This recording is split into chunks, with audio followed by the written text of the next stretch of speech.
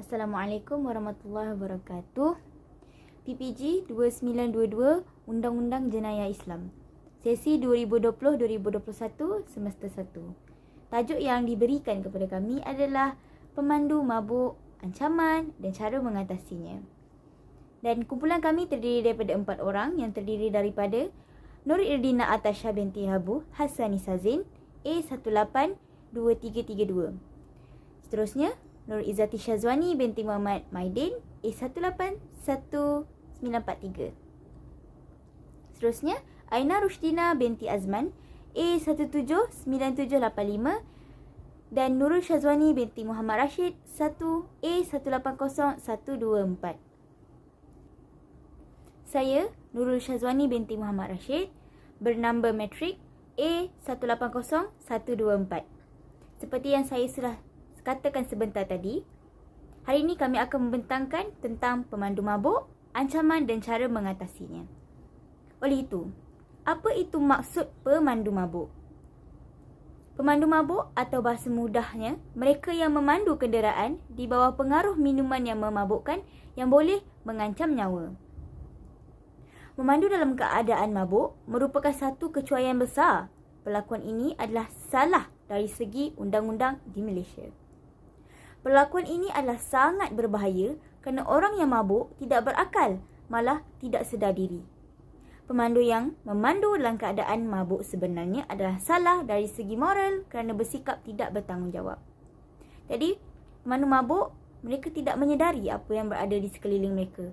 Oleh kerana itu, mereka boleh mencederakan orang di sekitar mereka dan mereka memandu dalam keadaan mabuk boleh membahayakan nyawa sesiapa saja yang berada di sekeliling mereka sekiranya mereka memandu dalam keadaan tersebut.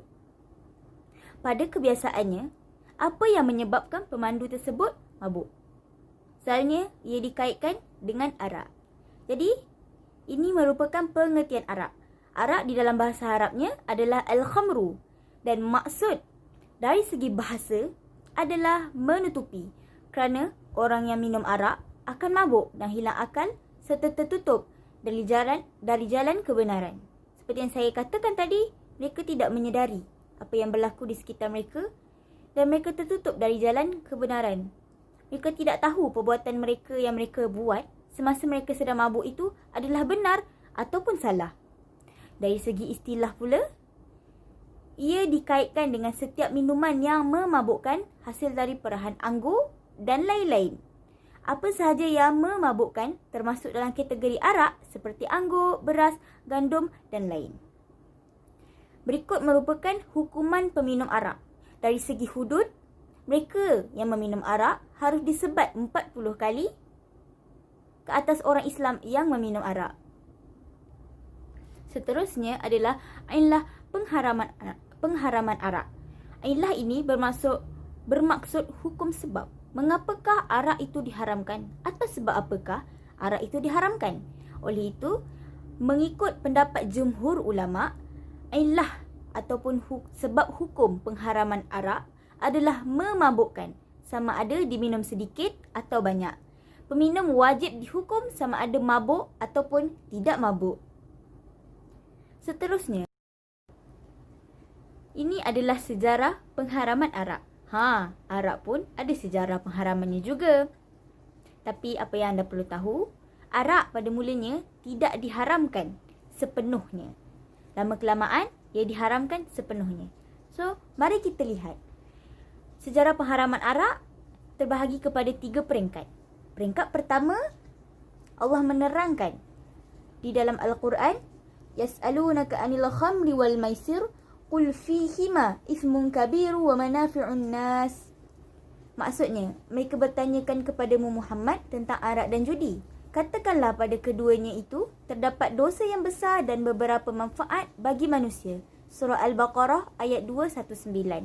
Jadi ayat ini menerangkan tentang keburukan arak supaya menjauhinya meskipun ada sedikit kebaikan tetapi keburukan pada arak lebih besar dari manfaatnya. Jadi peringkat pertama, arak tidak diharamkan sepenuhnya, tapi ia perlu dielakkan kerana keburukannya lebih besar dari manfaatnya. Pada peringkat kedua, Allah menerangkan di dalam Al-Quran, Ya ayyuhalladzina amanu la taqrabus salat wa antum sukara hatta ta'lamu ma taqulun. Maksudnya, wahai orang-orang yang beriman, janganlah kamu mendekati solat ketika kamu dalam keadaan mabuk, sehinggalah kamu sedar apa yang kamu katakan. Surah An-Nisa ayat 43. Jadi ayat ini Allah mengharamkan arak hanya ketika hendak mendirikan solat. Jadi pada peringkat pertama, Allah hanya menerangkan keburukan arak, maka jauhilah. Yang kedua, Allah mengharamkan arak ketika hendak solat sahaja. Pada peringkat yang ketiga, dengan ayat Al-Quran, dengan firman Allah Ta'ala dalam Al-Quran, Ya ayyuhalladzina amanu, innamal khamru wal maisir wal ansab wal azlam rijsum min amali syaitan fajtanibuhu la'allakum tuflihun. Maksudnya, wahai orang-orang yang beriman, hanya saja arak, berjudi, berkorban untuk berhala dan memiliki nasib dengan anak panah adalah perbuatan keji dan termasuk dari perbuatan syaitan. Maka jauhilah perbuatan-perbuatan itu agar kamu beruntung. Ayat ini Allah mengharamkan arak secara menyeluruh, melibatkan semua orang yang berkaitan dengan arak. Maka sehingga hari ini arak diharamkan sepenuhnya. Setelah turunnya ayat di peringkat yang ketiga ini. Assalamualaikum warahmatullahi wabarakatuh. Nama saya Aina Rushdina binti Azman. Nombor matrik A179785. Hari ini saya akan membentangkan tentang dalil-dalil berkenaan arak. Rasulullah SAW bersabda, barang siapa meminum minuman keras hingga masuk ke dalam perutnya, maka tidak diterima solatnya selama 7 hari. Apabila meminum minuman keras sampai hilang akalnya, mabuk, maka tidak diterima solatnya selama 40 hari. Apabila ia mati dalam keadaan sedang mabuk, matinya dalam keadaan kafir. Apabila ia bertaubat, maka Allah akan menerimanya. Apabila ia mengulanginya lagi, maka hak Allah nanti akan memberikan minuman dari darah bercampur nanah. Hadis Sunan Al-Nasai. Dan Anas bin Malik radhiyallahu anhu berkata, Rasulullah menghukum peminum arak dengan hukuman dera yang dilakukan beliau dengan pelepah kurma dan terompah sebanyak 40 kali. Kemudian Khalifah Abu Bakar juga melakukan hukuman dera sebanyak 40 kali. Maka ketika pemerintahan Umar, orang bertambah ramai tinggal di pelosok-pelosok dan desa-desa. Kerana itu Umar bermusyawarah. Bagaimana pendapat tuan-tuan mengenai hukuman dera bagi peminum arak? Jawab Abdurrahman bin Auf, aku berpendapat supaya disamakan dengan hukuman seperti nas dalam Al-Quran. Yang paling ringan ialah 80 kali, lalu Umar melaksanakan hukuman dera bagi peminum khamar 80 kali. Hadis sahih Muslim. Seterusnya, hadis riwayat Imam Muslim dari Ibnu Umar radhiyallahu anhu. An Ibni Umar radhiyallahu anhuma anna Nabiyya sallallahu alaihi wasallam qala kul muskirin khamrun wa kullu muskirin haram. Riwayat Muslim. Dari Ibnu Umar radhiyallahu anhu bahawasanya Nabi sallallahu alaihi wasallam bersabda, setiap hal yang memabukkan itu khamar dan setiap yang memabukkan itu haram. Hadis riwayat Muslim. Sayyidina Umar bin Al-Khattab radhiyallahu anhu telah menjelaskan tentang makna khamar, yakni sesuatu yang dapat menutupi dan menghalangi akal untuk berfikir dengan jernih atau sedar. Para sahabat Nabi sallallahu alaihi wasallam pun telah menyepakat penjelasan makna khamar ini, keharaman khamar atau minuman keras, serta sebab keharamannya adalah dapat memabukkan. Seterusnya, surah Al-Maidah ayat 90. A'udzu billahi minasyaitonir rajim. Bismillahirrahmanirrahim. Ya ayyuhallazina amanu innamal khamru wal maisiru wal ansabu wal azlamu rijsum min amali syaitani fajtanibuhu la'allakum tuflihun. Maksudnya, wahai orang-orang yang beriman, sesungguhnya minuman keras, berjudi, berkorban untuk berhala dan mengundi nasib dengan anak panah adalah perbuatan keji dan termasuk perbuatan syaitan. Maka jauhilah perbuatan-perbuatan itu agar kamu beruntung. Demikianlah dalil keharaman minuman keras atau khamar yang telah dinyatakan di dalam Al-Quran dan hadis. Keharaman ini adalah untuk kebaikan manusia, yakni menjaga akal yang telah diberikan oleh Allah Subhanahu Wa Taala. Assalamualaikum warahmatullahi wabarakatuh. Nama saya Nur Izzati Syazwani binti Muhammad Mahidin, nombor matrik A181943. Saya akan meneruskan perbincangan slide ini. Seperti yang semua sedia maklum bahawa pemandu mabuk ini memberi pelbagai ancaman keselamatan bukan sahaja kepada diri sendiri, malah turut kepada orang ramai. Jadi persoalannya, apakah ancaman keselamatan pemandu mabuk tersebut kepada orang ramai? Pertama sekali, pemandu mabuk sentiasa melambatkan pergerakan kenderaan lain dan mengakibatkan jalan raya menjadi sesak.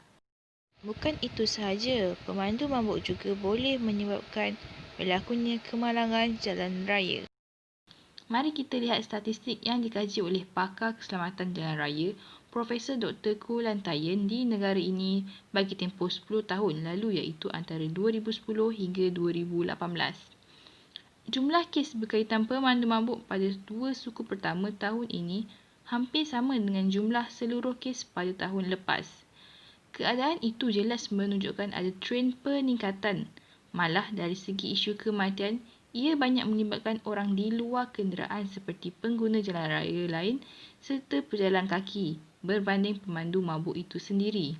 Disebabkan itu, kes berkaitan pemandu mabuk ini menjadi satu isu yang sangat penting serta menarik perhatian masyarakat.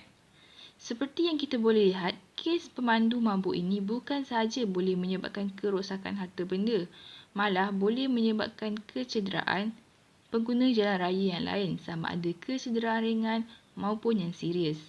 Yang paling teruk adalah boleh menyebabkan kematian. Di sini saya sertakan contoh-contoh kes kemalangan pemandu mabuk yang dilakukan hanya dalam tempoh Januari hingga Februari 2020. Dalam tempoh tersebut, kes melibatkan pemandu mabuk sudah dicatatkan sebanyak 5 kes. Seperti yang kita boleh lihat, terlalu jarang-jarang kemalangan yang disebabkan oleh pemandu mabuk ini memberikan impak yang besar kepada pemandu mabuk tersebut. Apa yang sering kita lihat ialah pengguna jalan raya yang lain mengalami impak yang besar tersebut. Antara contoh kemalangan yang boleh ambil ialah kes seorang anggota polis yang maut selepas sebuah pacuan 4 roda disyaki dipandu pemandu mabuk merempuh sekatan jalan raya di Plaza Tol Kajang Selatan Lebuh Raya Lekas pada 3 Mei lalu. Dalam kejadian jam 2.11 pagi itu, Korporal Safwan Muhammad Ismail, 31 tahun, meninggal dunia di lokasi akibat kecederaan parah di kepala dan badan. Susulan rembuhan yang berlaku itu, kenderaan pacuan 4 roda terbabit dipercayai turut terbalik dan menghempap mangsa. Nahas berlaku apabila sebuah Toyota Hilux dipandu seorang lelaki berusia 44 tahun merempuh anggota terbabit dan kenderaan polis yang berada di lokasi. Sudah jelas bahawa kes pemandu mabuk ini memberi ancaman yang sangat besar kepada keselamatan orang ramai. Walau bagaimana berhemah pun kita sebagai pengguna jalan raya, jika adanya pemandu yang tidak bertanggungjawab ini memandu ketika mabuk, pastinya keselamatan kita tidak akan terjamin. Oleh hal yang demikian, pelbagai langkah perlu dilaksanakan dan langkah yang sedia ada perlu dikokasakan supaya isu ini dapat dibendung.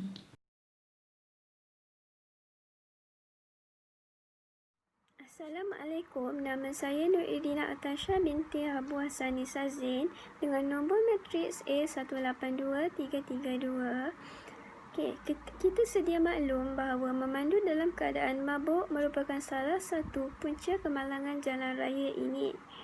Berdasarkan dalil-dalil di atas, jelas mengatakan arak itu haram dan yang meminumnya berdosa dan wajib dihukum.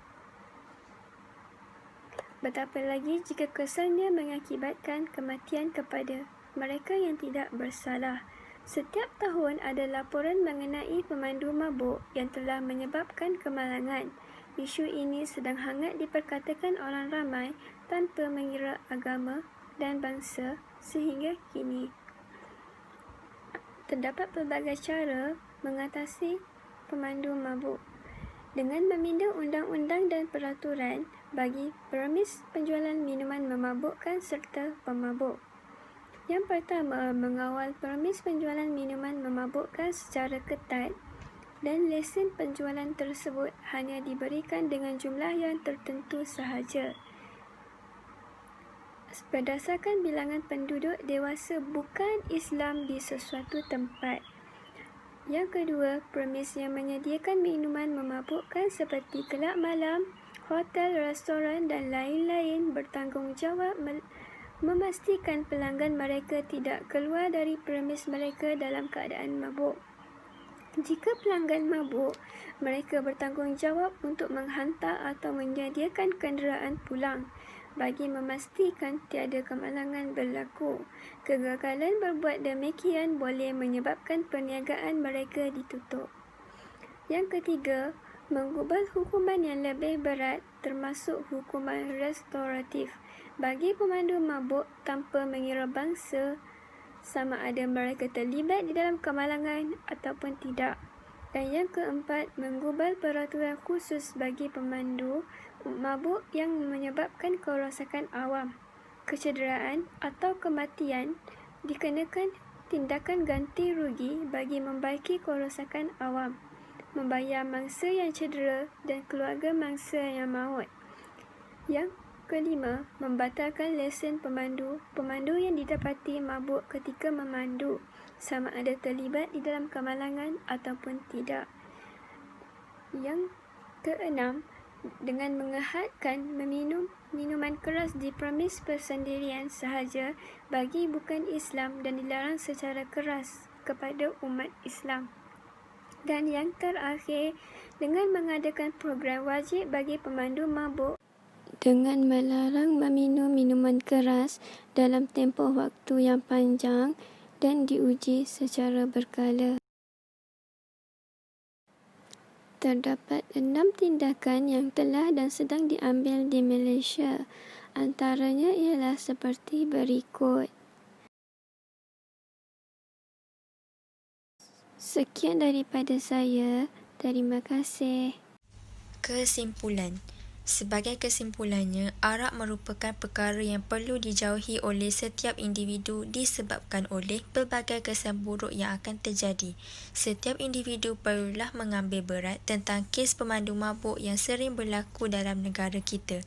Perkara ini bukan sahaja membahayakan diri sendiri, malah keluarga, masyarakat dan negara turut terkesan. Pihak yang bertanggungjawab juga perlu mengambil inisiatif dalam mengenakan hukuman yang setimpal supaya masalah ini dapat diatasi dengan baik dan keselamatan orang ramai juga terjamin. Sekian, terima kasih. Semoga dengan perkongsian kami ini